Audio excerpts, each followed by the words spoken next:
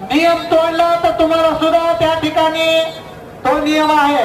पाणी हे लांबून मारायचं नाही, जवळून नाही. जवळ जाऊन तोंडावर मारण्याची गरज नाही. आपल्याला काही हांडी फोडायचे, त्या अनुषंगानं विनंती आहे की कृपया जवळ जाऊन कुणी पाणी मारायचं नाही. कुणीही जवळ जाऊन पाणी मारू नका. भोईराजवाले आहेत तिथून मारा, फक्त आहेत तिथून. आणि आपले मंडळाचे स्वयंसेवक भोईराजवाले लक्ष